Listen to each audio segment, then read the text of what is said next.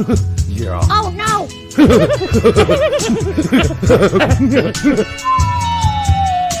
Matt, what the hell was that? Wasn't me, coach. Welcome to the straight red card. Get off our lawn. Welcome to the Straight Red Card. Folks, thanks for joining us. Make sure you like, subscribe, share it with your grandma. And if you're currently watching the U17's play, they were up 2-0 already. And that is within the first 15 minutes of the game. Even though Weston McKennie's playing goalie for Trinidad and Tobago, or someone that looks very much like Weston McKennie. I'm sitting here waiting for this intro to kick in. I just noticed I have tacked up on the screen right now. And I just noticed that his whatever tracker he's watching or has up on his screen was still listing it as a 0-1 game. The time was fine, but they hadn't updated to a 0-2 game. And I was like, what the fuck's happening here? Well, I'm about I was doing this at the beginning of the show. I'm like, what the fuck? I'm about 6 seconds ahead of you, and then maybe you're 6 seconds ahead of Tact. Who knows? 22, I'm 33. So yeah, I guess at least the tracker is about 10 seconds behind me. Yeah. Oh, by the way, Tact is wearing our gear tonight. If you didn't notice, he is wearing the Straight Red Card, Beavis and Butthead version of the Straight Red Card shirt. Make sure you go down below and buy yourself one. And we're still waiting for somebody to go to a U.S. men's national team game and wear their shirt and take a photo and send it to us. We've got other photos. Yeah, we'll send People send us photos of themselves wearing our shirts, which is awesome. Wear them to a game, and we will send you something else for free. Or get this one. I know that Tact has the Beavis and Butthead version, but this one is pretty fucking dope as well. And I know people don't say dope anymore, but wouldn't it be weird if I used some other term that's new and hip? Well, word's pretty good. But that's a old one, too. Speaking of word, this is the turd in the background who says, welcome back to the Straight Red Card, the only soccer show willing to compete with the tactical manager. It'll be a great show tonight. Derek may even say the C word. Castrate? Bet your Tact. Bet your Tact won't do that. No, he won't. No, he won't. I don't think we have heard Tact say, I think, shit. Pete comes out with the fucks on occasion and the shits. But especially when we're around. So, I mean, it's just are we the bad guys? Are we the bad influences here? No, I think it's because Pete honestly gets annoyed and then it just comes out. So whereas I think Tact's really, keeping it sucked in there. Yeah, I drank my bottle of gin too fast. Oh no. Oh no. Well, I don't know about you, but it's going to be a bumpy ride. Gin fucks my stomach up, so I hope that doesn't happen to you too, Taylor. Jacob Ramirez, thank you, Jacob, for $9.99, my friend. Yeah. Been watching since Gold Cup, and this is the first full live I've been able to catch. Just wanted to say, y'all all have the best show. Thanks for the great coverage. We appreciate it, sir. Thank you very much, Jacob. It looks like the U.S. are now. We'll be talking about this as well because we're going to talk about the Barbados game. But this game's happening live, and so we'll be keeping you up to date with it as well as the game goes on tonight. But this looks like a much better start than the Barbados game, i.e., when we get chances, we're putting them away early. Sure. And Barbados, I mean, come on. It was 15 minutes left in the game. We're only up 2-0. And I was like, man, and I think I texted into Tack and Pete and I said, this game should be 5-0, dude. This is kind of like a mild embarrassing moment.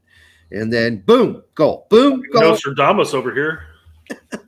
5-0. And then I wrote back and I said, well, there's the 5-0 I was looking for. All fixed. Yeah, but I mean, I guess you could say it was their first real game together, and they were a little nervous, or I don't know what you could say. They still got the academy still going on, right? I mean, they still do not the academy, but the residency, right? I thought the residency had ended. Or they shit-canned the residency, and now they're just calling in players for each window, like right at this point. The residency, I guess, is kind of an outdated program for us. If it still is up, it was outdated several times throughout its existence, and now should have been up 3-0, but we're not. Um, He's got 4-0 at this point. by the way, I think the show will win for victory right now. there's Weston's brother in goal for Trinidad and Tobago. If here's just a wicked story I read. Did you ever hear about the guy? His name is Peter Madsen, and he built in Europe his own little submarine. Right, really well-known scientist, well-known explorer. What country again? I think he is from Denmark. Oh, you said Europe. Okay, I gotcha. Okay. I believe he's from Denmark. I'm not exactly. It would have been sure. weird if it was like inland, like like a Germany or like a Czech or something like that. Well, no. The Swiss has built their own submarine. Yeah, that would be weird. Tobogganing down the mountainside. So he had this chick pursuing him for a year. A journalist, the Scandinavian journalist, who wanted to interview him about his explorations in his sub that he had built, and all the exploits and what they were going to do, and blah blah blah. So this guy wouldn't really give her a interview date for a long time, and he kind of waited right before she was going to go on vacation, and he called her and he said, "Hey, I know you want to do that interview. Come on by to the sub. I'll take you down for an hour. You can interview me, bring you back up." Okay. Not what happened. So this fucking crazy guy takes this reporter named Kim Wall down in his sub and fucking rapes her, and then chops her up into 100 pieces and chucks her out the sub. Yeah. Okay. He had this shit planned. Planned. Yes. He had this shit planned. And so anyhow, chunks of her body start washing up on shore, right? And her torso, even though it was weighed down with a bunch of heavy metals, managed to float to shore. So they're like, oh shit, that's Kim Wall. Like, they figured out exactly who she was, like, the next day. And, he had tried to clean out the sub. I'm sure it was full of blood. What he did to her is disgusting. And he got busted, dude. He got fucking busted. And he said, yeah. He said, I didn't really kill her. What happened was we had like this gas pressure issue, and she fainted and hit her head on something in the sub, and she was dead. And then I cut her up into a fucking 50 pieces. What? Why would you do that? You dumb fuck. So I saw that going one of two ways. One, it was the hey, what was the guy's name? Let's just call him Bob. I'm not gonna Peter. Peter. Okay, Peter's a good name too. Yeah. Hey, Peter, I want to do an interview, and then you hear, what? I can't hear you. Going underwater. I thought it was gonna be something like that, or he was gonna pull a Dennis Reynolds from It's Always Sunny, where you talk about getting that houseboat, and you get a couple ladies out there, and you go out into the middle of the ocean, and then the thought is that like, if they don't sleep with you, you could just throw them overboard, and then you would never do it. You would never do it, but it's the thought. They have that thought going in their head. This took a darker turn, okay? I mean, the guy could have done a better job. Had he planned a little bit better, he could have said, yeah, she never showed up for the interview at all. And had he weighted her body parts down, no one would ever found her shit at the bottom of the sea. So he fucked up. He had that perfectly, and now we've got 3-0. Mm-hmm. And who scored that? I'm not exactly sure. It's number 14, whomever that is. Taha Habrone. Like, isn't he the kid that's also Tunisian or something like that? I believe he has a Tunisian passport. All right. Well, now we're up 3-0 I'm predicting right now this game's going to end 7-0. So what I'm saying is there's really no reason to watch this with Tad. Yeah. Come to our show. I'm just kidding, Tad. All right. Okay. So that was the weird thing I watched on YouTube this week. Since I watched that one YouTube thing about all the killers and whatever, the murderers and the killer, I get all kinds of weird shit recommended to me on that sort of vein now. And I don't watch most of them, but that one I had to watch.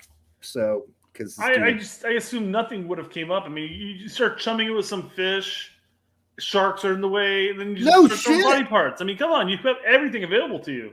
You get it out far enough to see that shit ain't floating back into the shore. I mean, what a doofus, man. If you're going to like sexually assault someone. He was probably still parked. It was still probably parked at his the wharf. You know, it's basically just like connect, up to the dock and everything. He never really went out to sea. Oh yeah, I mean, he's just throwing it out the side like shit. He's probably still in the bay, like 200 yards off the bay. I mean, I'm laughing, but I shouldn't be laughing. But I'm laughing. I know you shouldn't, but it was years ago, so you can laugh now. No, it's fair game. I just like the thing where they like, yeah, we know you did it, dude. He's like, wasn't me. Wasn't me. Wasn't you. What do you mean it wasn't you? We've got the fucking text you sent her about coming and doing an interview in your boat. Now her body is just all over the fucking shoreline. She never made it here. But there's a lot of blood inside your boat. I can see her over there. You didn't even clean it up. And then he had all the bloody tools in there that he sawed her body into pieces. Yeah. No, it wasn't paint. And then he had the bloody saws and all the tools in there. Yeah, he fucked up. All right. No, I mean, he fucked up by killing her, but he fucked up when he killed her. He fucked up before killing her, too, okay? Yeah, his plan was bad, is what I'm saying. If you're going to be an evil... Bo Burnham has the song. He has a song called Perspective from God. He's like, you shouldn't sustain from rape just because you think that I want you to. You shouldn't rape because that's a fucked up thing to do. Yeah, well, I've never had a girl that to ask me to do something like that. But I mean, can you imagine if somebody did? You'd be like, rape her and then chop her up into 50 pieces? No, not the 50 I can imagine many people asking that. It's like, no, I ain't doing that. What, are you kidding me? Anyhow, by the way, during the commercials for the Super Bowl, did you see Kevin Bacon, huh? Kevin Ham Bacon and Kira Sedgwick's daughter in that commercial?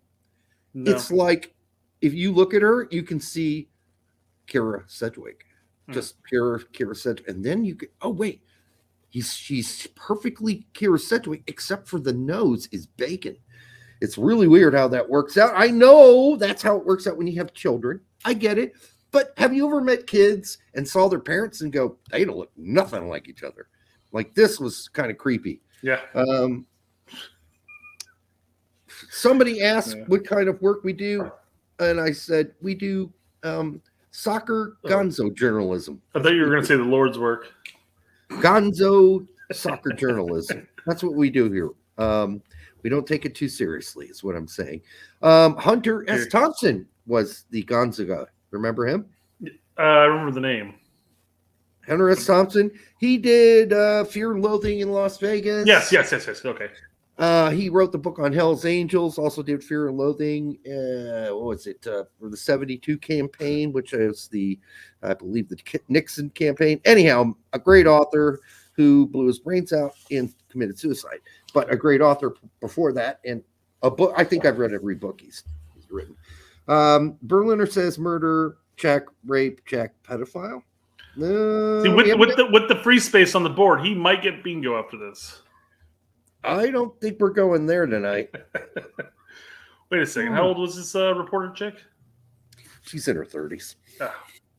Yeah. So no pedophilia involved there. All right. Well, let's get to some of our topics and take some questions. Right on. We'll get Derek, now that the silly season's over, I'm sure you weren't expecting potential Weston McKennie transfer news. No, I was not. I was happy it was over, frankly. I was happy it was over. Many people might have seen this already. All right. What is it? Weston McKennie at Fulham? It nearly happened, according to U.S. men's national teammate Tim Ream. I'll believe anything Tim Ream says. Well, Tim Ream is a god. He's a god of soccer right now. The article at prosoccerwire.usatoday.com says Tim Ream says Fulham nearly signed Weston McKennie. It's that close. It's that close, Derek. I believe him. I believe Tim Ream. Do me a favor and read those two.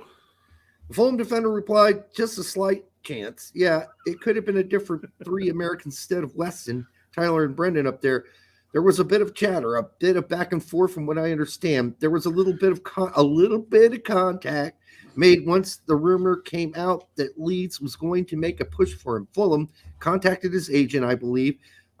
Not sure if it ever went any further than that. I know that from having conversations with some of the management, they like Wes as a player. They just weren't sure that he was going to be within their range to make a move for him.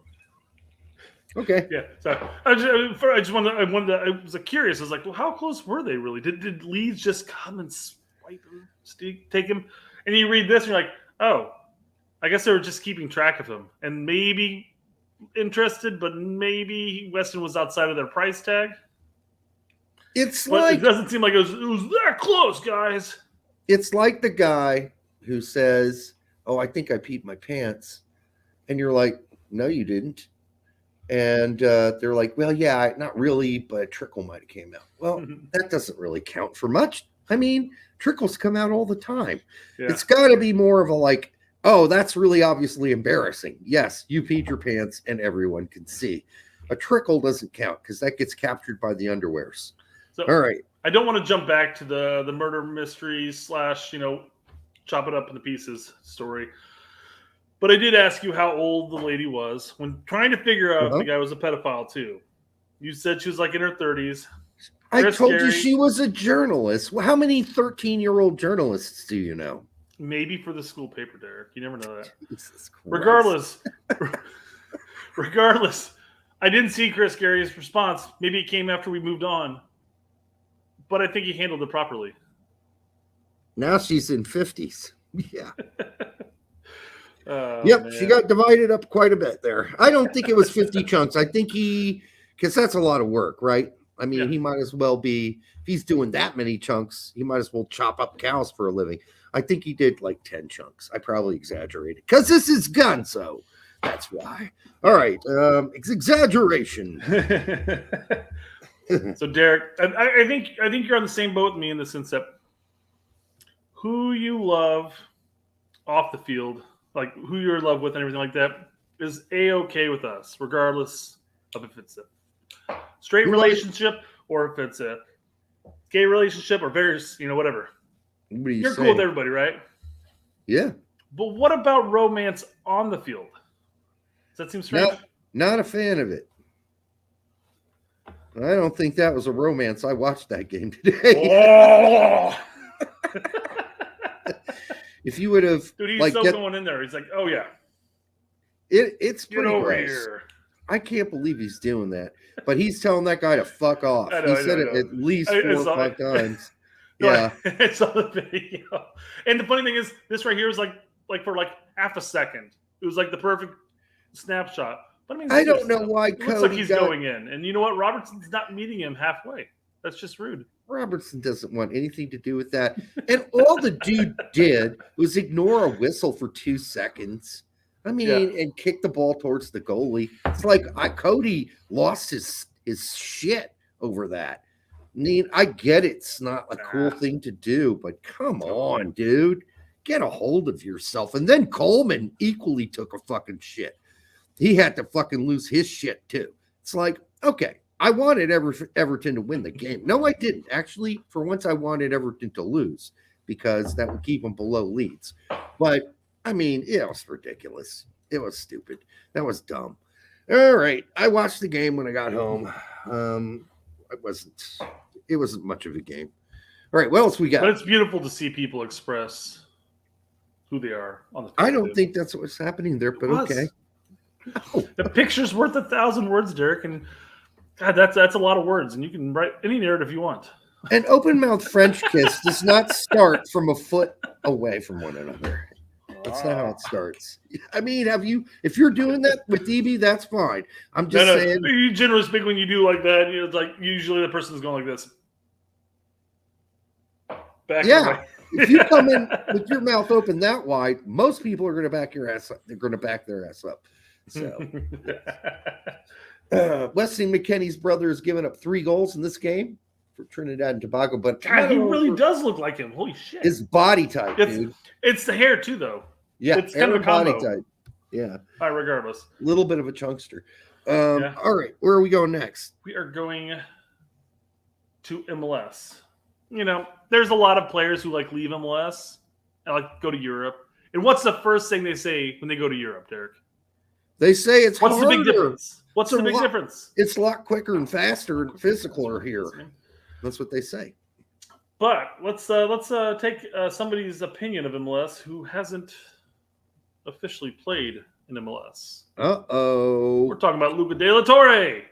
Love the guy because he has no filter, and that's boss. It is awesome. Let's see what he said. He said the best thing about European football is promotion and relegation, and that every game matters. It is life or death, a final, and there is a lot of pressure. In MLS, being closed, that doesn't happen. For me, they are almost two different sports. I mean, listen, we all want PNR, but it's just not going to happen the way it is right now. Sure. It's going to be MLS 1, MLS 2, and that's the only way you're going to get TNR. Sure. I'm Well, sorry. Derek, being the LA fan that you are you butthurt by this? Not really. Is anything he said wrong? No. Well, I a mean, lot of Twitter's pissed. it's MLS Twitter's pissed. It's semi-accurate because, I don't know. I think that once MLS gets to playoffs, I think it becomes pretty life or death. But, the regular season can drag on for a while because there's like the three teams at the bottom of each division where you're like, they're not getting in. And they know it too. So they're just dragging it because there's no consequences for dragging it. Yes, I'm fully aware of this, Derek. I know. I'm just speaking out loud. I'm fully aware of being a Chicago fan. There's absolutely no consequences. Oh, that, yes. For treading water at the bottom of the Absolutely. I don't know if they're two different sports, but I mean that's taking it to a Gonzo extreme, which I can like. I respect it. But I don't think I would, even as, I mean, we're not anti-MLS, but even if I were a massive MLS fan, I don't think this would faze me at all. I'd just be like, whatever. Okay. So he's got his. I feel like if I fell into the realm of anti-MLS, I probably would have picked a better team to follow than just Chicago, be my local club. So, But I mean, I wouldn't follow a team if I'm anti-MLS anyways, but I mean, tend to follow like an FC Dallas or a Philly or even a Seattle. Seattle what? Sounders, yes. That's right.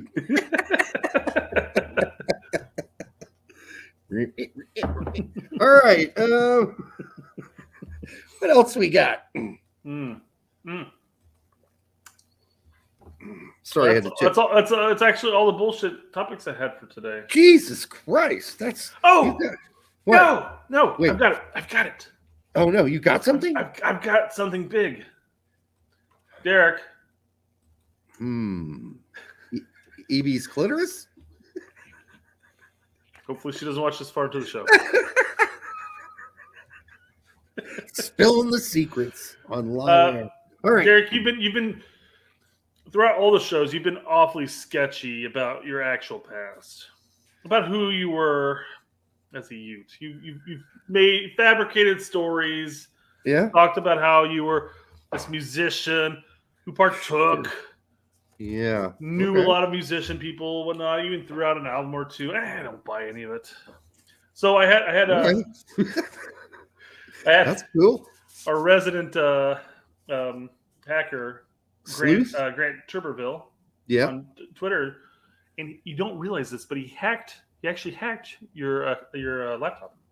Oh yeah, and he found several videos. Okay.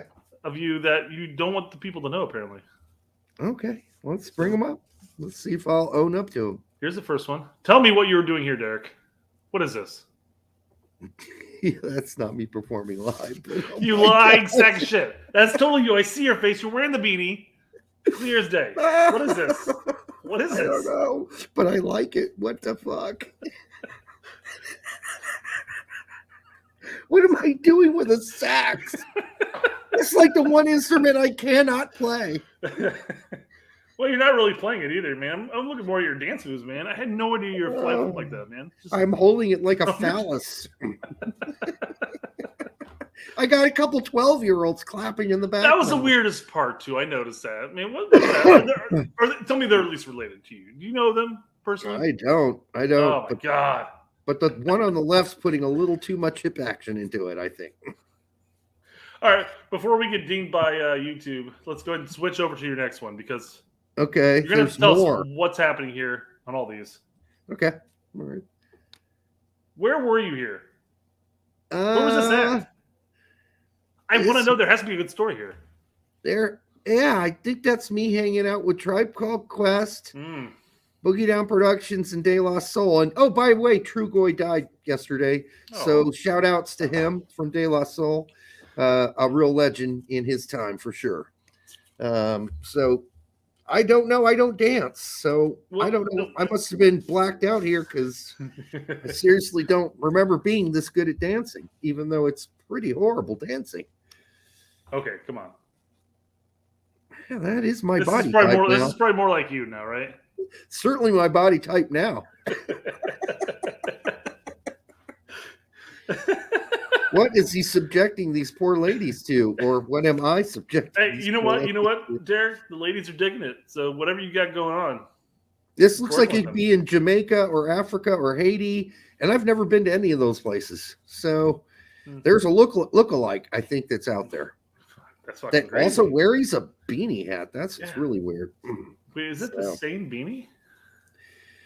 Looks really familiar. He's a big fan of the family. Tuberville. Thank you, sir. That is weird shit that you're doing. Eric is twerking. I hope this isn't sexually arousing to anybody. It's an evil twin. Well, you got those ladies going, man. It's pretty impressive. Weird. Okay, what the fuck's going on? How many of these did you make, Greg?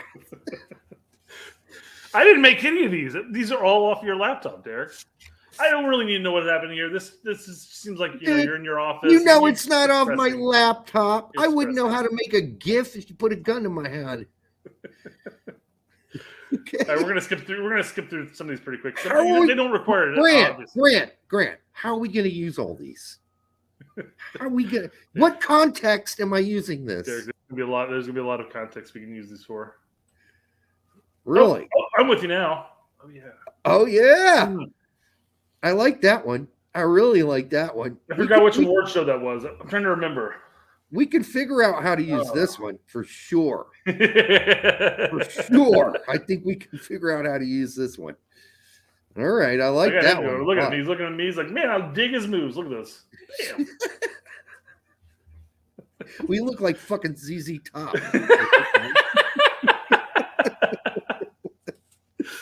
All right. What the fuck? This must have been early in your youth, Derek. Man, look how skinny you are there. Jesus. I think that's you used to go raiding in your youth. Is that what's that's a very small-breasted woman that he's put my head on. Could be very well. Could be true. If that's a man shouldn't ever do that. Whatever that dude's doing should never happen. Let's go. Ooh, I like this. Oh. Ooh, I like this. Okay, we could find some context for this. We could use this. I like this one. All right, Grant. Oh, go Derek. Go Derek. Oh. I need the link to this one. I want to use this one really bad.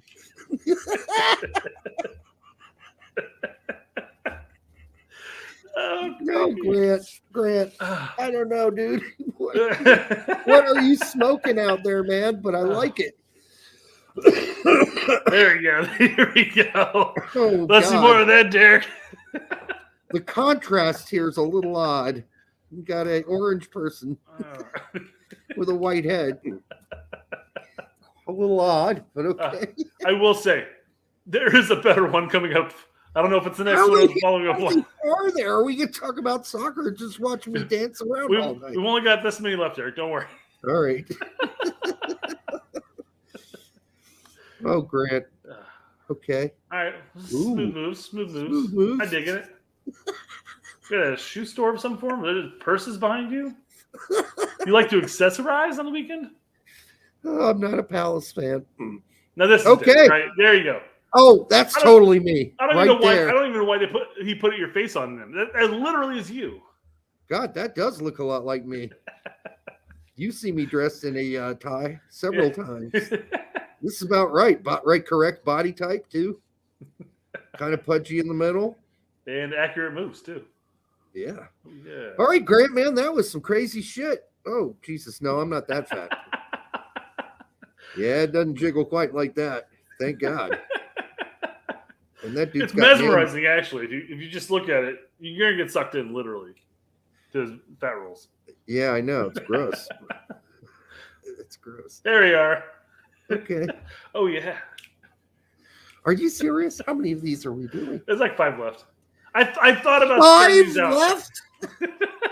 I thought about spreading these out over the course of them all, but I couldn't hold back, and I could not. We'll save a few as we go on to the next topic, and you just throw it in. Oh, okay. I'm trying to figure out the context for these, like how I'm going to use them. But no, we'll find a use for some of these at least. oh, I'm just thinking in a normal conversation. Somebody offends me on Twitter, I send them this. No, that's not going to work. Could. They'll be like, "What's wrong with this guy? Why is he sending me fucking gifts with his head on it?" Oh, Jesus. His arms your arms right here look a lot longer than they should be. I mean, those look like they stretch down a lot farther. That's out of proportion. Seriously. Bulge is he leaning forward when doing that or something? Must be, and the bulge in the pants is non-existent, so that can't be me. Yeah, you required indent, right? Right. And if I don't have any, I fake it. A little sock action. All right. A little Pringles can in there, yeah. Pringles can. I don't think that'd be uncomfortable. That's me as Shaq. I was gonna say, is that Shaq? Yeah. That's not Barkley. Too skinny. No, fucking Barkley can't even move, let alone dance. All right, last one, Derek. All right. Some good moves. Yeah, I can't figure out why Grant made me a dancer. Well, it's like, it's funny because it's the opposite of what I possibly could be. But I guess I should probably spill the beans, Derek. Here, the tweet announcing for this show tonight. I said, much like what the Gold Cup is doing, Boomer Richie is set to do a shuffle dance tonight at 8:15. Oh, Jesus Christ! Unfortunately, we'll miss it due to all the KY smeared on his camera. But then I went out and asked him for it. I'm like, hey, Tuberville, can you help me out? He helped me out. Okay. Well, Grant, thank you. I hope you didn't spend too much time on those. Oh, they're great. There's going to be at least a handful that we're going to be able. Oh, yeah. We need to do a new intro. The old intro is old at this point. We can't have Berhalter on there anymore. Well, we might, but in different settings. Yeah, I'm just waiting for something to happen so we can, we don't make one now and then have to make one like 4 months. Yeah, exactly. So, the game is at halftime. We are up, I believe, 3-0. Is that correct? Last I saw, yeah. I stopped watching it, though. Like, I turned Tact off. I didn't need to keep him up.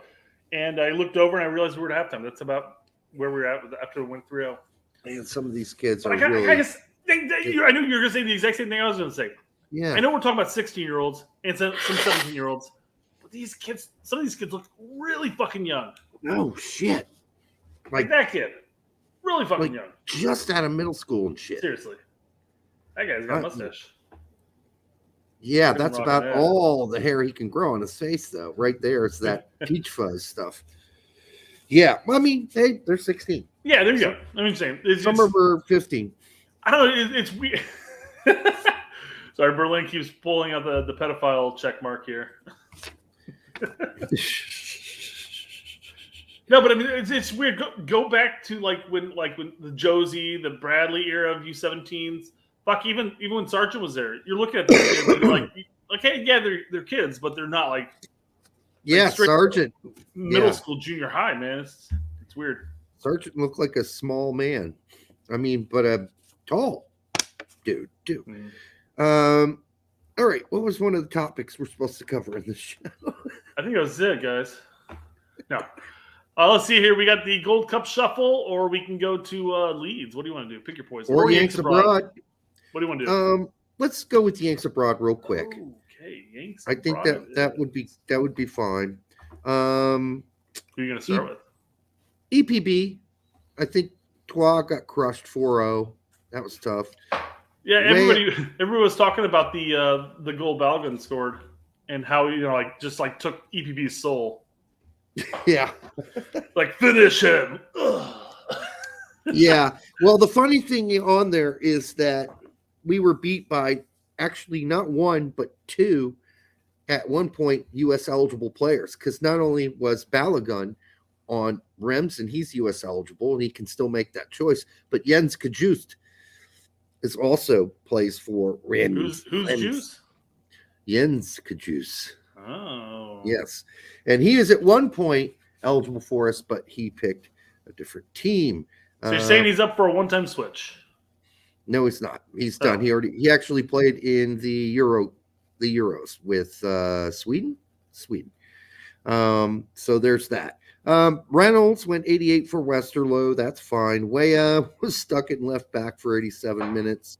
Scally 90 and a loss. Reyna 60. And then you heard the people are like, I watched that Reyna game. He's really not that good. Dude tack bagged on him and said that it was a bad performance. Oh no, it was a bad performance. But that's not how you conclude. I thought it was middling to middling low. Doesn't matter. Yeah. Whatever you rated him, that is not. This is not one game where you can just use one game and go, yeah, he's really not that good. No, that's not how this works. It's people less, have 4 games, and when it's less the people looking at that objectively saying, "Oh man, look, he's not that good," but it's more the people who are taking that performance, whether you thought it was poor, middling, or whatever. It definitely wasn't good. We'll put it that way. No, it's not good. They take that performance and then they simply say, "See, he's not that good." Yeah, it's not. That's ridiculous. It's not a good way of looking at it. It's very non-objective, and it's somebody even wrote Pete today on his show, his top 10 show. Yeah, it's like, yeah, well, I just watched Reyna play for Dortmund this weekend. I didn't really think he's that good. So you watched one game, and you really don't think he's that good. I remember my first beer. Yeah. How about I use the one incident when you accidentally shit in your pants, and I say, you know what? I bet you he does that all the time. He just shits in his pants every day. I know it. I've only seen him do it once, and he's had to go in and change his pants in his drawers. And he swears it was just like a one-time thing. But you know what? Based on that one-time thing where he sharded, now I'm just going to call him a regular fucking, pants shitter. That's not how this works. You got to watch multiple games of the player. Did you watch the ones where he played 37 minutes and scored 3 goals? It's just one of those things like, while I wasn't amazed by anything he did, I certainly wasn't put off by anything he did either. Yeah, there may have been some errant plays in there, some poor decisions from time to time, but I mean, nothing more than anybody else on the pitch. Yeah, I mean, you just expected that he got 60-some minutes and he would really kick some ass. And there's also there's a part of me that thinking that the people who've been like, of course we joke around, we're like, oh yeah, he's scoring on your mom, et cetera, but the people maybe blowing performances out, coming off the bench and scoring and winning or whatever, maybe saying, oh look, see, he's doing great, and then he has a middling performance, and then all of a sudden maybe a pendulum swung too far back, in my opinion. How about the pendulum should stay somewhere in the norm of like right here? Okay. Stop this shit. Okay? Stop that shit. Oh, hold on. You can read that they're great. Yeah, I do that on purpose, Jacob. That's called Gonzo. All right. Better in the final third. Yep, that's exactly what I was saying to Pete. He's live streaming while driving in California. Yeah, he's coming back from a. You can mute him. He's coming back from a movie. It's a show, and he did a test, I guess, for a part. Audition. It's called an audition, Derek. You know the word audition, Derek? Oh, he did a test for a part. I tested my rules, yeah. Told Sean he hasn't played forever. I don't know where the fuck he disappeared to for Sassuolo, but Nobody cares anyhow. So LT, maybe the new manager might care for a Serie A defender or left back, right? Right back. I mean, most U.S. men's national team fans don't care. That's what I meant. That's because there's no news outside of our show talking about him. Nobody else talks about him. A lot of people don't believe he's eligible. Fair enough on that front, I guess. But we've spelled out here why he is. Luca De La Torre, 86. He did get the start. Yes, they did lose, but it was after he came out in the 86 minutes, so it's not his fault that they lost. I thought he played really well. McKenzie, as we know, McKenzie went 90 for Yank in a rare loss for Yank. Wasn't his fault. Sebastian Soto, holy shit! A Sebastian Soto sighting The at center backs are all. Sorry. At 23 for Klagenfurt in Austria. Malik Tillman. Did you see that goal he scored? Yes. Ultimate shithousery right there. He just should have. Nicht verstehen. I don't know why you're so pissed. I didn't know the rules. But the rules are the same in Germany. When you give the other team a ball, they get to kick it first. Then you take it back. You don't bum rush the guy. Oh, come on. He took a touch or two there. It was so bad. It was so bad that the Rangers coach ordered his team to let Patrick Thistle score on them. And they did. They let them. Rangers coaches then like, I don't need this press. I don't need it. We'll let them score. We'll score another one. Don't worry. Yeah. Sands scored the winning goal, but don't fucking fool yourself. He's going back. Broken clock is right twice, and he's only been right once. So he's going back to MLS. That's what's happening there. Don't fool yourself. That reminded me of a song. Oh, I know what song that reminded me of. Frank Zappa. Ever heard that one? Don't fool yourself, girl. It's going right up your poop chute. Never heard that one? No. It's a real song, dude. Look it up. Up your poop chute, really? Yeah. Don't fool yourself, girl. It's going right up your poop chute. Some crazy ass lyrics that motherfucker wrote. All right. Jedi and Reem both get 5-star reviews. Okay. Jedi gets a 4. Reem gets a 5. And by the way, Tim Ream is a goddamn fucking god right now. He can do no wrong.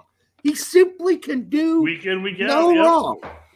He's in every right place. Almost all his long passes nail their target like he's fucking throwing darts. So it's just crazy. I know the average lifespan for a center back is maybe at the very peak, like mid-30s. Let's just say.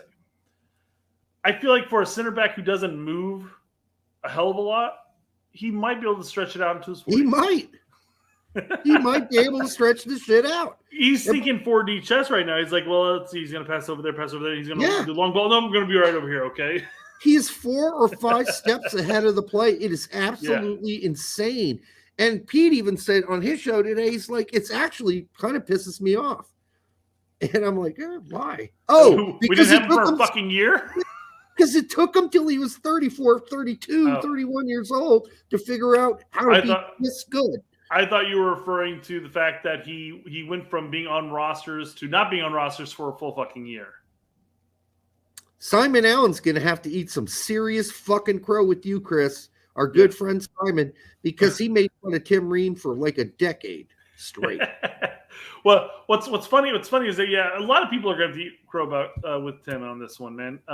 Because, I mean, you saw him get dropped from the national team. He's with Fulham in the championship. I mean, it's a roller coaster ride, up and down, up and down, up and down from the Champions League to the EPL.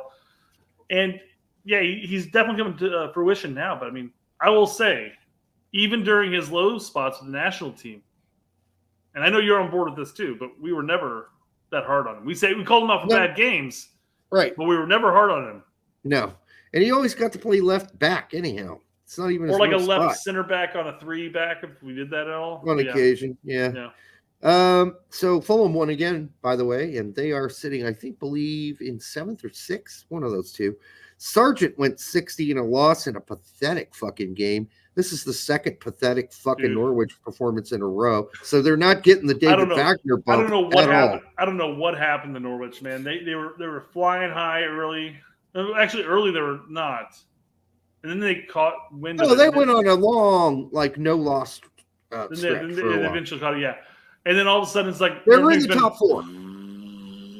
It's like all the gas came out of that fucking balloon. You know? That Chinese weather balloon. The Chinese weather balloon. The weather balloons. Yeah. Kind of funny. They're saying, oh, no, those are weather balloons. Yeah, why? You lost your whole fucking fleet of weather balloons over North America? The jet stream happens, man. I mean, you fly them up into the air like, all right, we're going to be able to tell the weather. And then all of a sudden the weather takes it into Russia, across Alaska, down through all of our missile silos, and then eventually shot down in the Atlantic. It's just ridiculous. The fucking fact that they try to say, well, that's just a weather balloon, is just so ridiculous. It's like saying, and this is my close up of my cock. In what world does a weather balloon need to have a satellite attached to the bottom of it? Yeah. I mean, you don't need all that shit for a weather balloon.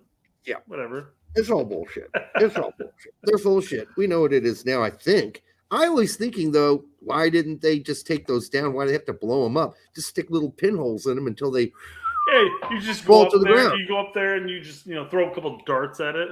Yeah. And then have it slowly come down. That way you don't have to piece it all back together in order to... Or fish it out of the bottom of the Atlantic. Yeah, to figure out what it was.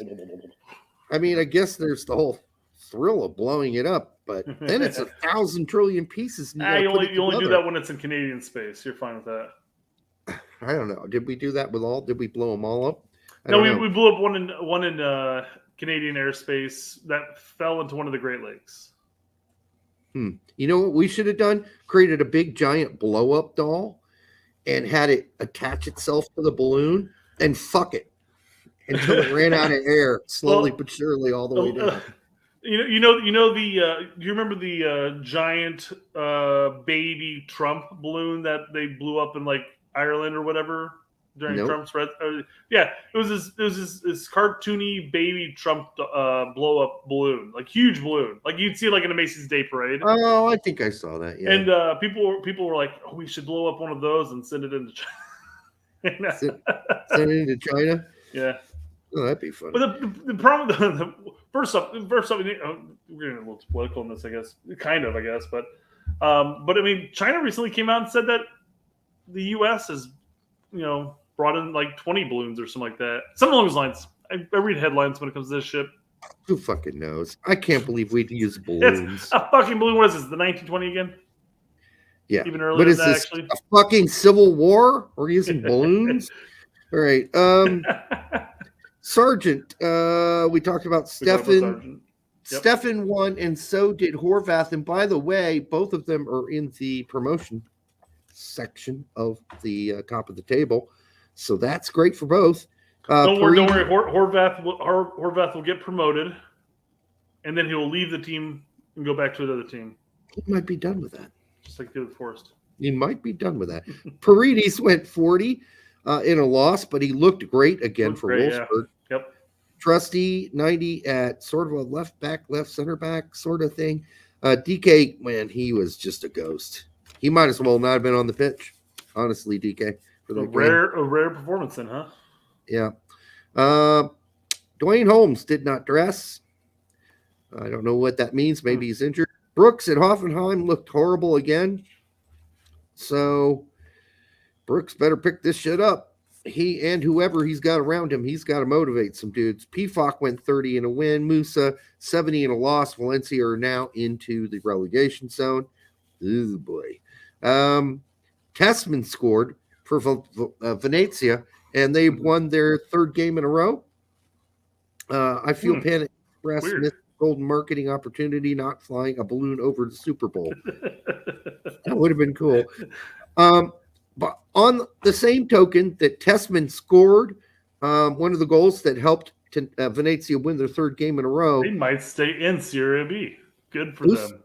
Busio got 6 minutes, and Novakovic got 10 minutes. So that gives you some idea. Listen, Novakovic and Busio. Novacovic's been in Serie B for some time, so no surprise in there. Busio, he has gotten some minutes, but I think we're gonna just see him off the bench mostly going forward. And then that's it. That was the Yanks Abroad for the weekend, and then we can get into Leeds. Yanks Abroad report. Whatever. Forgot that song went. Yeah. Who said the Yanks Abroad report? Yanks Abroad. Yanks Abroad report. Who fucking knows? I don't remember it either.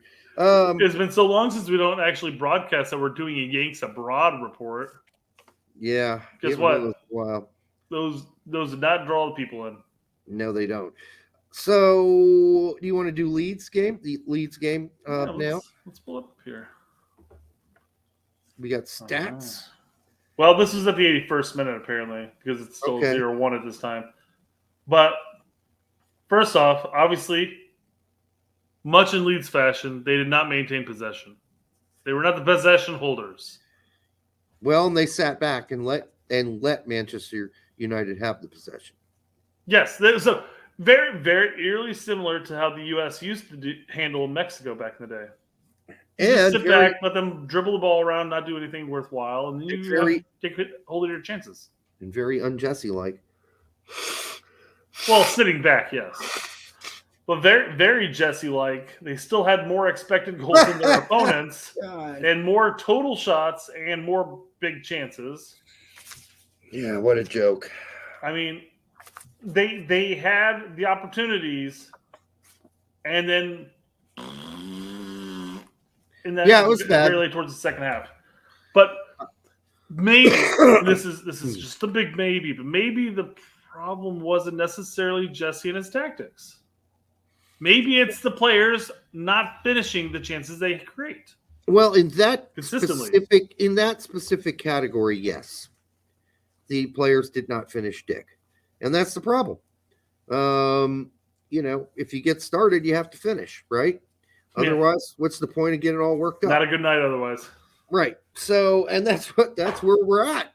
We get a lot of squeaky, but we get no goals. If you're Leeds, that's just shit on a stick. And that's got to stop happening. And unfortunately for Somerville, who I thought was probably the best player on the field for Leeds, he was great at playing, but he wasn't good at scoring. No, he was pretty solid as far as creating chances. He created quite a few chances and opportunities, but nothing came to fruition. It's like the guy who comes to the party and he's all dressed up and he's funny and all the girls laugh at his jokes, but at the end of the day, he goes home with nobody. And that's what happened in this game. Leeds could not score to save their lives. But you're a Leeds supporter, though, so you can say you. But not we. Me. We as in the royal we as you in Leeds. Yeah, right. Exactly. And I know people went after Reuter as well and said, oh, he was fucking awful. He's the worst. Never should play again for Leeds.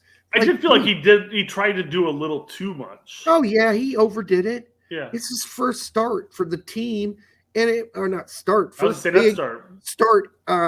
first time playing at Ellen Road. So decent maybe he was minutes in there too, yeah. He was a little nervous, maybe. Have you thought of that? He can't possibly be that bad. There's no way. Did he play bad? Yes.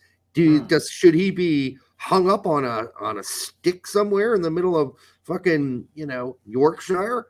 No, he shouldn't. Leave the guy alone. Just suck it up and say, okay, he had a bad game. Let's hope he doesn't play like that again. Because if he does, and then he plays like that again, and again, then he got a trend, right? Just like we had with Aronson for a while. And then Aronson sort of broke the trend. Although he didn't do much in this last game, but he was good in the first Man United game. Aronson had, I think, one decent chance that I think got deflected by a defender. At least he took a shot on fucking goal. That's all. He tried. Yep, he tried. That's all I cared about seeing. Right. We're still stuck at 3-0 versus Trinidad.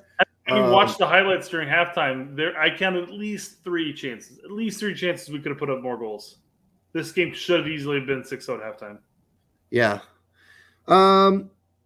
Giovanni Corona says, thank you, sir, for $2. If only GGG played the double pivot. If only, then we could have a center attacking midfielder play. That would be nice.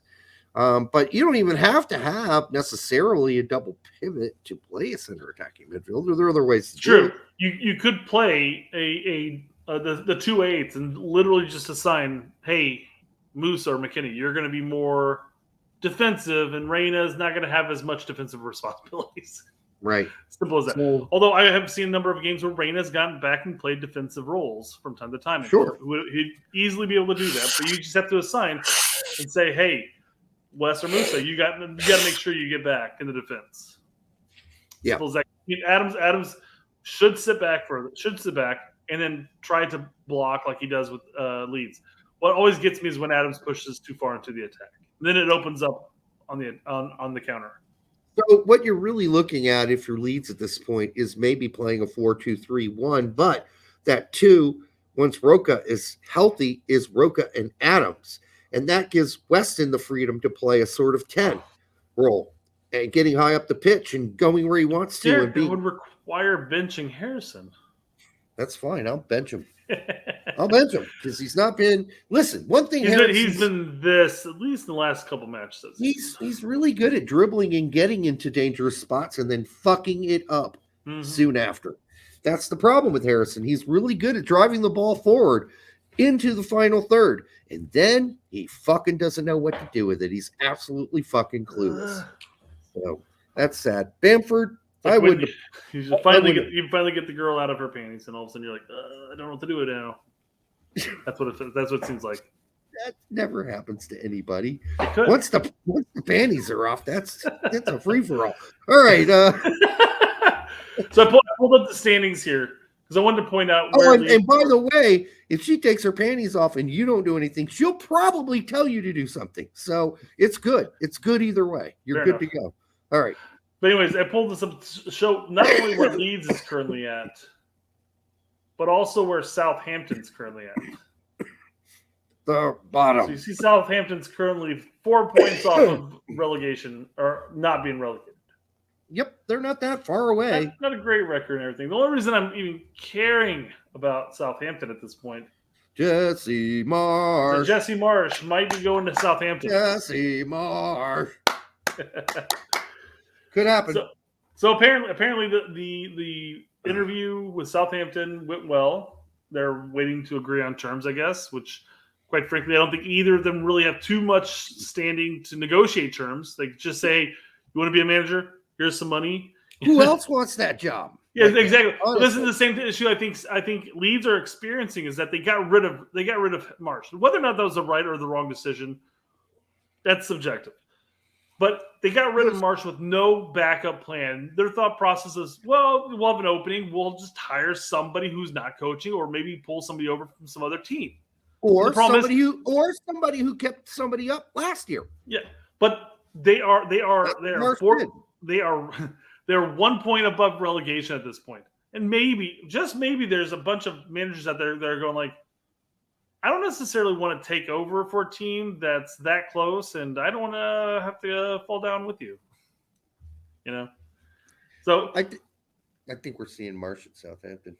No, yeah, absolutely. No, then that also brings up the humorous aspect. First off, Grant does say Tyler Adams, Weston McKennie, and Brendan Aronson to Southampton incoming, which is the first thought that I had too. I was joking around about it. Would never happen, but jokingly. No, it will never happen. But going back to this, so I mean, you're looking at technically two results here, but how odd would it be if Jesse goes to Southampton, manages to keep them above relegation at the expense of Leeds? Could easily happen. Also, it could easily happen. All Southampton needs to do is win the next two games, and they're probably above all these twats. Yeah. So I mean, it's an interesting bit of drama. And you know what? Southampton does play Leeds here very soon, actually. Oh, wouldn't that be the classic if Leeds had to go up against Marsch? Yeah. And what happens when Southampton beats Leeds? And which I don't want to see because I'm more worried about Weston and Adams and Aronson than I'm not worried about Weston at all. I'm more worried about Adams and Brendan. Quite frankly, I'm more worried about Brendan than anything. But I'm worried about how it looks when you got a team full of Americans that get relegated. That's not going to look good. Fair enough. I agree with you on that. You But know? as far as just players getting relegated, I'm not concerned about Adams, and I'm not. No, really concerned Adams about, will be gone. He'll move Weston on. either. But Yeah, no, I see they'll your both point. go. But anybody watching the games knows not to blame Adams, and quite frankly, we're too early into Weston's tenure at Leeds, so He see seems what's to up. be pretty favorably been embraced. I mean, you're always going to get the occasional knucklehead who's like, fuck Weston sucks. Because you watch Joe's show or Connor's show or KG's show. They all have their share of fucking idiots. So there's no getting around that. I did want to give Ailing props for another good game for Leeds, by the way, at right back. And Firpo, I thought, also played well. And I do like it was Verber's worst game. There's no doubt about that as a Leeds player. If he can clean that up and not go back to that, and I do want to say this about Bruno Fernandes. Quit being a bitch. Quit being a fucking bitch. I hate you. You fucking little rat sucking motherfucker. I hate that player. What a little whiny bitch. Anyhow, and the one unfortunate moment for Aronson, by the way, in this game is, so he gets possession right outside the box, right? He takes 3 dribbles towards goal, and Fred just shoulders his ass off the ball, and he falls over like a fucking lump of coal. I mean, I don't know. I kind of want to call it a dibble now. Aronson, dude, you got to bulk up, dude. I'm sorry. You got to hit some weights. You're getting pushed around like a fucking rag doll out there. And either you got to get better balance or you've got to bulk up. Because you don't see anybody pushing over fucking Harrison like that. And you're taller than Harrison. But look at how Harrison's built. He's a built guy. He's a defined dude. So, dude, get in the weight room very soon and get out of the scarecrow look. That's the only way you're going to be successful in the Premier League because everybody knows now they can just shoulder you off the ball. Everybody knows. Normally, I would say, we've saying this every week, but I mean, it's been months of us saying this. So at this point, he should be able to put on a couple pounds of muscle at least. Hit the weights. At that point. That's all I got to say. Yeah. I think we're done with all our topics, by the way. So if we want to take some, exiting calls or tweets, we can do that. But by the way, did you watch the halftime show at the Super Bowl? I didn't watch anything but the Super Bowl. It was Rihanna, and they had her on these glass platforms, and they were raising her like hundreds of yards off of the football field. I'll tell you what, man, if they said, here's our plan, we're going to put you on a platform that's glass, and they're going to raise you 50, 100 yards off the fucking field, and you're just going to keep singing. You're like, fuck that, dude. Keep me on the fucking ground. I want to be on the ground. I mean, I don't trust all you motherfuckers in these cable attachments to all this shit. Oh, good call, Chris. I don't know if anybody else said it. Oh, the main topic. The main topic we glossed right over. Yeah, get out of your questions. We're not handling any of you. Thanks, so, Chris, Gold Cup. that. Yes, change of format for 2025. There's going to be 24 teams, 16 from CONCACAF, and then 2 from Europe, 2 from Asia, 2 from Africa, and 2 from who am I missing? CONEMBOL, South America. Guess who doesn't get any? Yeah, Oceania. Fuck you, you little twats. Well, you couldn't pick 2 teams out of there. New Zealand and Samoa. Yeah. What tiny little micro island do you get to pick if you want to bring 2 of those? So, I mean, they are kind of fucking New Zealand a little, but you know what? Look, they get an entry every year to Oceania into the Club World Cup. They don't deserve that. Oh, it's funny. It's funny you specify that. Since you brought the Club World Cup, let's talk about that too, because apparently FIFA has yet to decide where the 2025 Club World Cup will be held, and they're interested in running off the hype of the 2026 World Cup in the U.S. by hosting the Club World Cup in the U.S. and having 24 teams. No, Derek, that's insane. They're looking at 32 teams. Oh, my bad. I knew it was something ridiculous. And then it's like New York City Sunday Pub League winners get an invite to the Club World Cup. It just so happens, with those 32 teams included, did draw a bunch of ire and disapproval from the Players Union and the leagues. Yeah. The players are tired of this shit. It's like, do we need a day off? Yeah, exactly. More teams equals more games and less time to recover before the season starts again. And you're talking 32 teams? That's a legit fucking World Cup right there. It's ridiculous. You're going to have a group stage and then go into a knockout stage too? Is that the idea? Yeah. 24 even sounds crazy. I mean, 16, that would be a nice, solid fucking Club World Cup, right? 16. I think the only way they can make it fit in is Magic. Simple as that. Right. KY, that. Gotta lube it up. Now, I may butcher the name, but Yon De Luisa, Mexican Federation president, Yon De Luisa. You want to put his name up? Well, I mean, as much as I can, I'm just going to show you this. Okay. Yon De Luisa. Yeah, that's right. Okay. Basically, he said that this was going to be a dry run for the leading into the World Cup. And basically, I sent this to you as well, but I'm like, basically what that means is Mexico, Canada, and the United States saying we need more competitive teams space before we play in the World Cup because we're not gonna have a qualifier. Right. What the fuck are we going to do during our summers and all that stuff?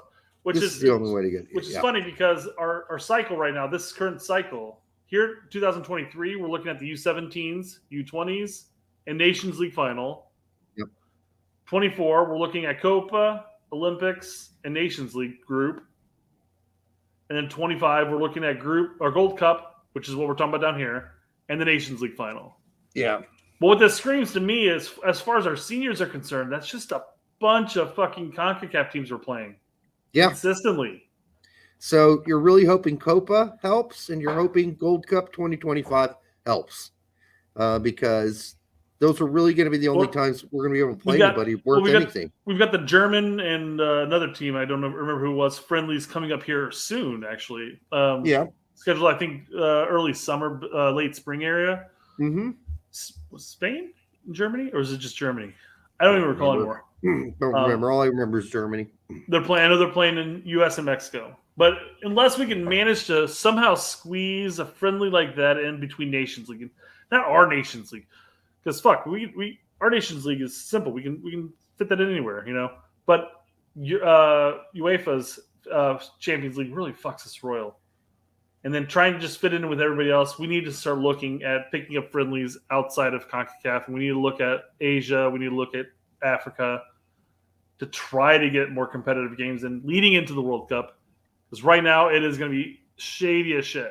It's going to be really hard to do. I even joked around about possibly having, every time there's a window for the World Cup qualifying, we have a window where Mexico, Canada, and the United States get together and they play a series, just a one game off series of each. And then whoever has the best record at that hosts the trio next window.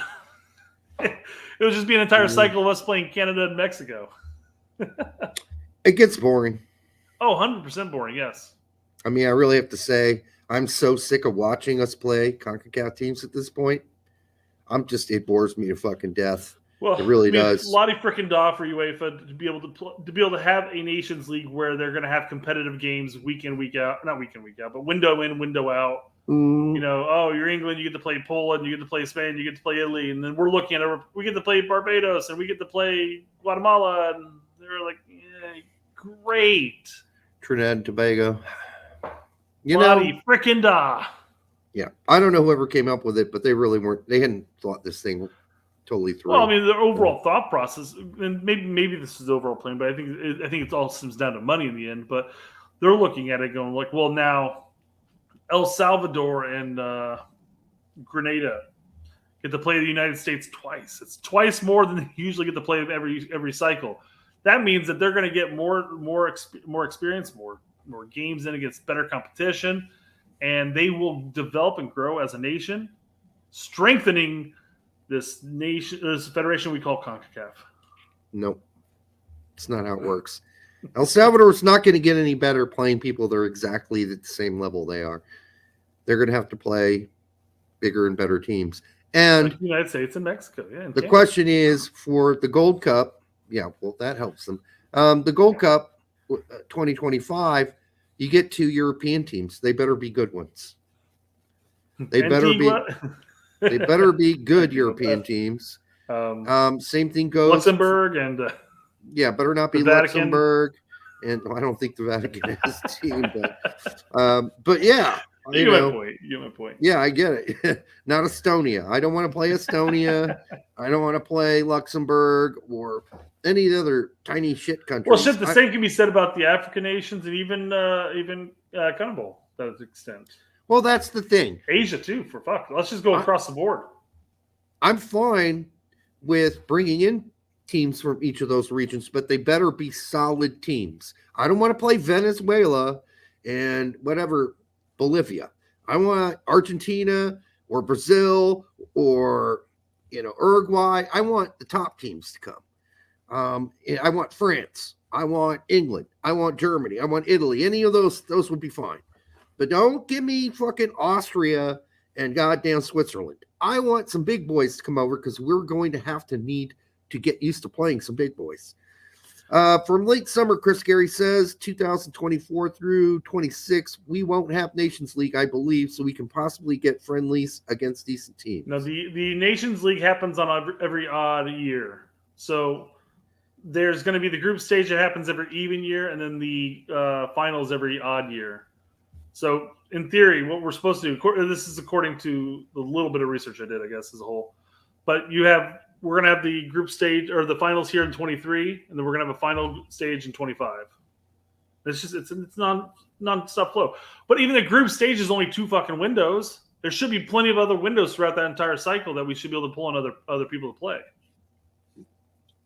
You would hope. Yeah. But there just really aren't any guarantees. Hopefully, we're planning, we're thinking ahead, but it's hard to say when it seems like U.S. soccer's in a little bit of disarray right now. Hopefully that gets fixed soon. Mm-hmm. Soon.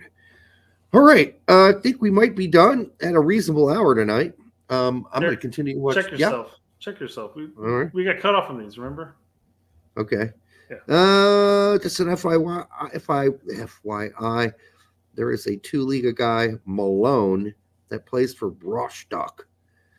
He has a monster throw-in. Keep an eye on him. Tuberville has joined my Terrence Boyd QAnon 2-Liga cult. Yeah. This entire side of the area, man, we're the QAnon cults. I think Pete and Tack may have joined your cult too. Yes. We'll see. Yeah. Oh, for Terrence Boyd? Yeah. A Terrence Boyd cult. Chris Gary says, you can make the argument that Terrence Boyd should deserve a call-up just as much as DK in this sense, except for DK is about 10 years younger, but still. Yeah. Chris Gary says, as a Portsmouth fan, I'd hate for Jesse to go to Southampton. I don't want to root for them or root for Jesse to get relegated. Portsmouth fan. I think that might be the first one I've ever met. Few and far between, at least. Yeah. Yeah. Him and Will Packwood. Packwood. Hey. Will Packwood. What a name. What's your name? My name's Packwood. I've left my profession of playing soccer to join Port. He should have been in Clint Eastwood movies. What's your name? Will Packwood. Yeah. Sounds kind of gay. All right, the Gold Cup expansion or the Confederation Cup is great news. Copa America in 24, then the Gold Cup in 25 is great prep. Just need a good manager.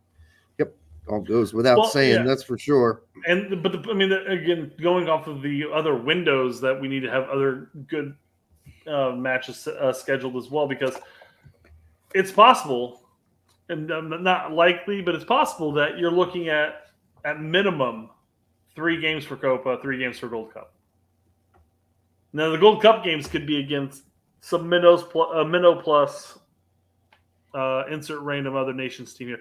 But it's possible that, let's say, worst case scenario, that they flame out on both of them. They get 6 matches within a short window. But yeah, they need the rest. They need all the other windows throughout the cycle to schedule some games. So they need to start looking out and about. They can't keep looking at Europe. Fuck Europe. Nope. Start looking elsewhere. Well, good luck on that. Yeah. We'll see what happens. I found Weston McKennie's highlights from Sunday. Don't mess with Texas. Nice. Fill her puss. Fill her puss. Fill her purse. Fill her purse. Fill her Philippus. Philip Purpose. Chat Philip GP. Purpose. Philip Purpose. Chat GPT wrote a few essays about the straight red card and the turd. I think all the information is correct. Jesus Christ. I'm not going to get any closer to that. I will. Can you? You certainly can't read that, can you? No, I can. No, that's like. All right. The Straight Red Card is a YouTube show hosted by Derek Ritchie and Brett Corbett, two soccer enthusiasts who bring their expertise and humor to the screen. The show covers the latest news and events in the world of soccer, with the focus on analysis, let me rephrase that, and commentary. From tactics and player performances to disciplinary actions and controversies, Derek and Brett provide insightful and entertainment perspective on the sport. Now, you do realize this is an AI writing this, right? No. Yeah, Chad is an AI. Just Huh. say, hey, Chad AP, whatever the fuck it's called. Tell me about the straight red card. And then straight red card goes in, looks at some shit, and poops this out. Wow. That's That the- sounds like we're a really serious show. Yeah, it doesn't know yet. It'll learn, though. It'll learn. It better learn. In a recent episode, the host welcomed special guest Dixon B. Dixon's. Twinner legs. Dixon B. Between her legs. Okay, there we go. This is AI writing this. I guess. I don't know. I mean, yeah. Okay. I mean, that's. Hold on. Let me jump back to verify. Yeah. Yeah, ChatGPT. you got to save this and blow it up for reals next time. You know what? Here we go. Let's do this. Let's see. Can I right click? Open. Because I can't reach yet. Open a new tab. There you go. There we Can go. you read here in the recent? In a recent episode, the host welcomed special guest Dixon B. Tweener Legs, a former professional soccer player and current. It's a shame they analyst. wasted that one. Yeah, Dixon brought a unique insight to the show, sharing his experiences as a player and offering his thoughts on the current state of the sport. No, we don't have guests like that at all. He discussed the challenges and emotions that come with playing at the highest level, provided insight. So this isn't AI at all. The discussion between Derek, Brett, and Dixon was lively and engaging, with each offering different perspectives and opinions on various topics. They debated the role of technology. So we've never done any of this. So this AI is not following our show. It's not a fan of us, sure. Michael Cameron, also known as the Turd in the Background, is a well-known internet personality and meme and nickname originated from a viral photo of Cameron in the background as a news broadcast where he appeared to be sitting on a toilet. The photo quickly spread online and became a popular meme, with people photoshopping Cameron into various humorous situations and scenarios. Despite the negative connotations that come with being known as the Turd in the Background, Cameron has embraced the nickname and leveraged it to build a strong online presence. He frequently posts on social media and participates in online communities where he interacts with his fans and followers. He also created merchandise, including t-shirts and mugs featuring the iconic nickname. Cameron's story serves as a reminder that the internet can be a powerful tool for both positive and negative effects. While being the subject of a viral meme can be overwhelming and embarrassing, Cameron has shown that it is possible to turn a negative situation into a positive one. By embracing the nickname and using it to build a strong online presence, Cameron has demonstrated that it is possible to find humor and positivity in even the most challenging of circumstances. Oh, boy. We got Well scored done, on. Cameron. Well done. Yeah. It's 3-1. Nice volley, half volley outside of the box. Man, we went up 3-0, and it's been kind of a fizzle out since then in this game. Mitch says, All I right. can't believe we just read that. Well done, It's now Mitch. canon. It's now canon. Yes. All right. So it's now canon that the turd in the background in our chat happens to be legitimately Michael Cameraman. And you know what? Yeah. Michael Cameron comes out and denies it. We have an AI who clearly points it out. Absolutely. Before we leave, I just want to make sure if you haven't read Hunter S. Thompson, go find a book and read it. It's well worth your time. Oh, okay. It wasn't just a generic, go find a book, read it. No. Fear and Loathing in Las Vegas is fine, but I really found Hell's Angels and the 72 campaign to be one of my favorite ones to read. So go out and check that out. Don't take anybody down in submarine and chop them up into small pieces. Don't do that. But do share it with your grandma and your girlfriend and whoever would like the show.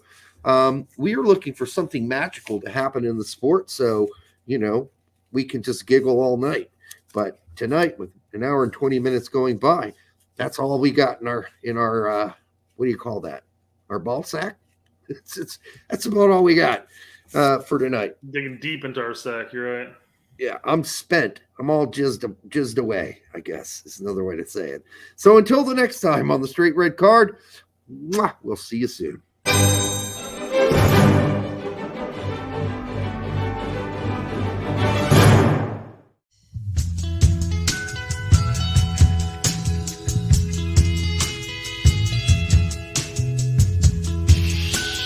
You're gonna do her.